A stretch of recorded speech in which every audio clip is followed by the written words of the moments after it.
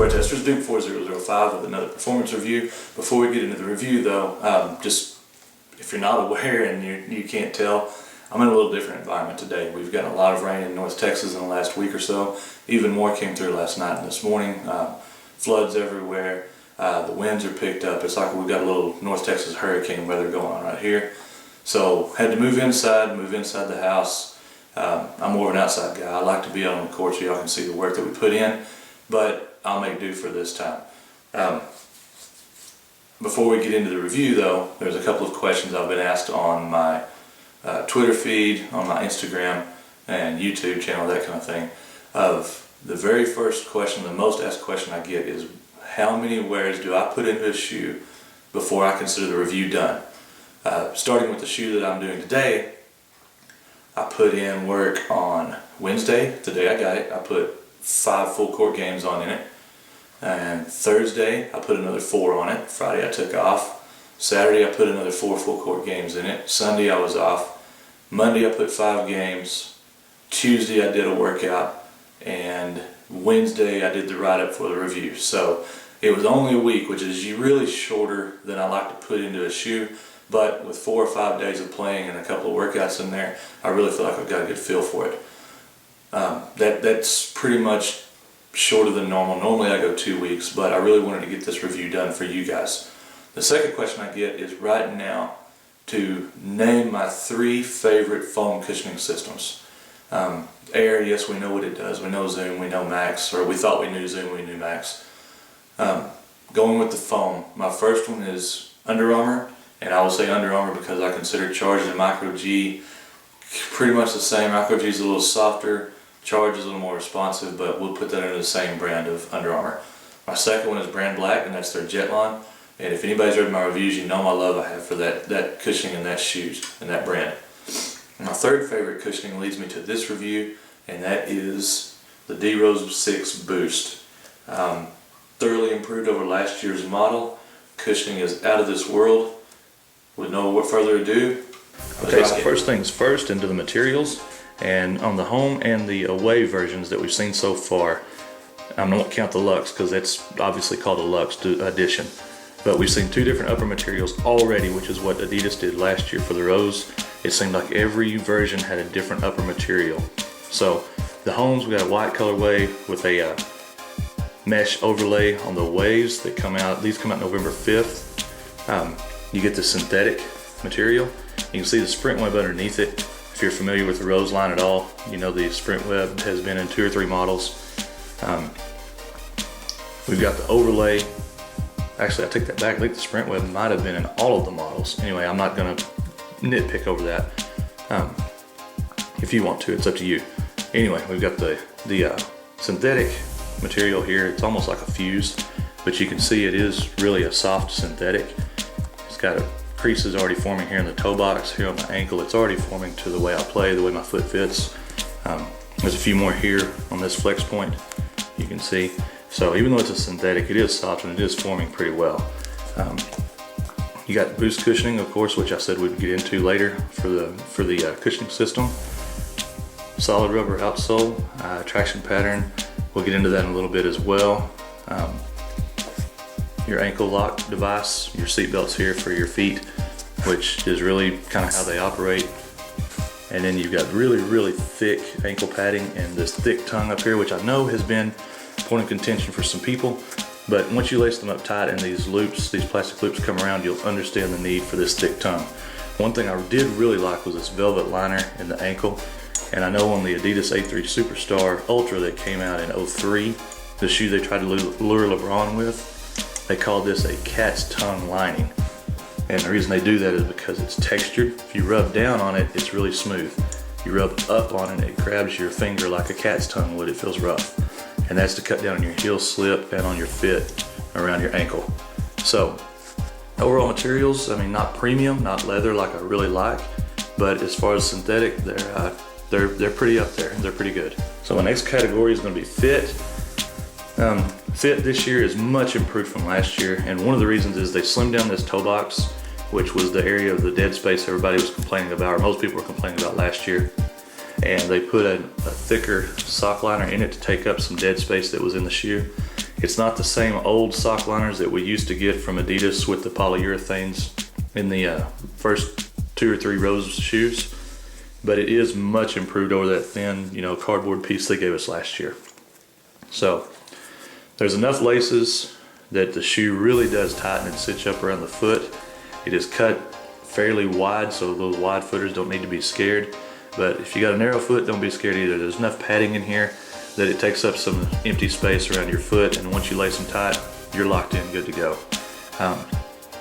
Ankle fit, I mean, this is what this shoe is geared for, is to fit the ankle. And you've got your seat belt system here that cinches up around your ankle, which, to be honest, yes, it pulled tight, but I like last year's ankle support better. We'll get to that in the support system though.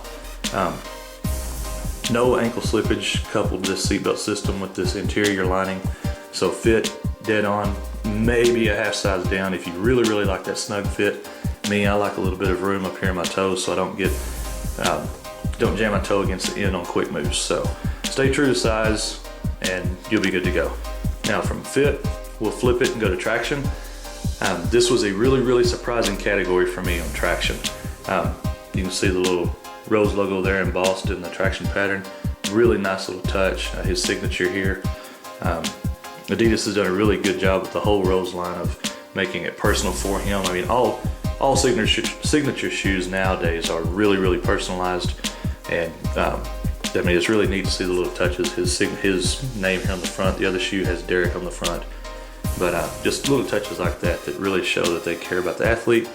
Makes it even more of a signature shoe for me. But anyway, back to the traction. Pattern is shallow, rubber is soft, full coverage on the shoe. Do not suggest taking these outdoors for any length of time whatsoever. If you've got them with you, need to run a game or two, then you should be okay. Do that, a couple of weeks in a row, you're gonna be playing on the boost. I mean, it's just, that's simple. I mean, you can see the thickness of the rubber right here. The sole itself is pretty thick, but the traction pattern, again, is very, very shallow. So I would not suggest outdoors. Indoors on these, you're stuck to the floor. This is the best traction on a Rose shoe I've ever had, and I've had all of them. It is spot on, perfect in every direction, every step, every move. You're covered, no worries at all. Traction. If there was a category higher than Hall of Fame, I would give it to this. They're that good for me.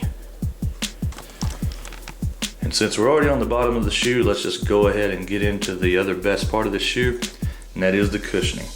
The heel puck here should look familiar to anybody that picked up the Crazy Light boost. Same boost there. The forefoot is where we really get to shine this year, and when I say shine, I mean it is bright. If you haven't tried Boost, what are you waiting on? I'm almost tired of singing the praises, but for you who haven't tried it, this cushioning is soft but responsive, if that makes sense. It sinks to a point and then it bounces right back under your foot. It forms back to the shape it was. It lasts. It's durable. Again, I mean, it's jab steps, jumpers, defense, whatever. This cushioning was right under my foot. It was right with me the whole way. It's the first time we've seen this large of a unit unlocked, to borrow a term, in the forefoot, and the worry was that it would be unstable, so they added these little clips, these TPU clips, and you can see the frame that runs through it. We'll deal with that more in stability, but you can see the frame that runs through the boost into the forefoot of the shoe, so you're not unstable at all. Again, I mean, it's quick, it's responsive, it's cushioned, it's bouncy. To me, this is the best cushioning on the market right now for a basketball shoe. Hands down, bar none. This is the standard others should strive for. Now, support and stability, again, we'll start at the bottom. You can see the clips that run through. First, I thought there was nothing in here at all. I thought it was just boost and the sole, and that was it. And then I saw a picture somebody put up today of the translucent bottom on the white and black pair.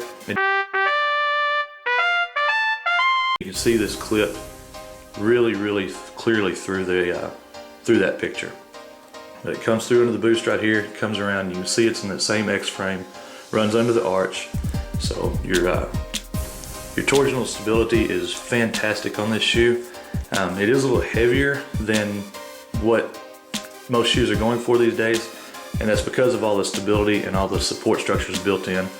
You can see again the heel clip, the seatbelt system. It's built to lace through these loops and pull tight around your ankle.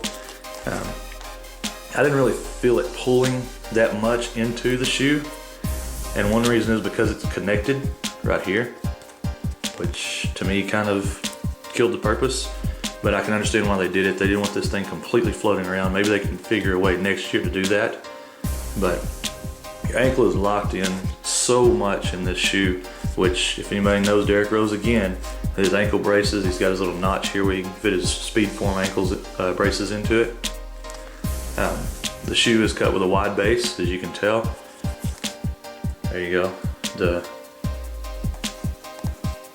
The back side of it, as somebody called on my Instagram, the fat booty side of it. So stability, support, and again, this shoe is built to be the top-notch Adidas shoe in all categories, and to me, they accomplished it. So stability and support, you're dead on again. Put the shoe on, no worries. So that wraps up the review of the Adidas D-Rose 6 Boost. And with so many positives on this shoe, there has to be a negative, right? I'm sure there is, but to be honest, I really could not think of one. This might be my highest rated shoe I've ever tested, and that's saying something because I've had quite a few. To this point so far, my favorite Adidas shoe has been the Supernatural Creator, and I'll be honest, this shoe just overtook it. The only complaint I can really maybe find is the forefoot is a little bit tall, cutting down on your court feel. But the sacrifice for the court feel, for the bounce of the Boost, I will trade that any day. The only other negative I could think of is just the different material ways and colorways. Depending on what you like and what you get, there may be some different performance factors, different fit issues.